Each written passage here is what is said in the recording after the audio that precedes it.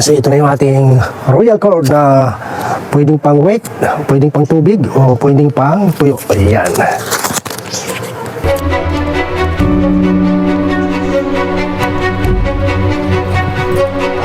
Babaw natin ang kapiraso itong ating royal cord, ano?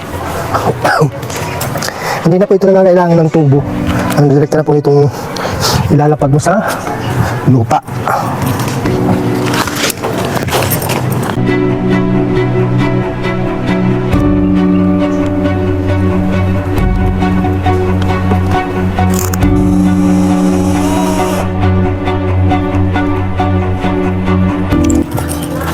Ilalagay natin, itutusok na natin itong mga ka-extra, no?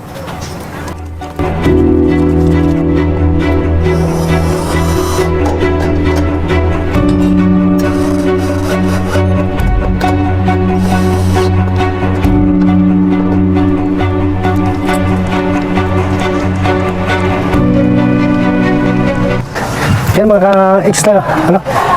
Tatanggal natin, buksan muna kung gagana yung ating uplights.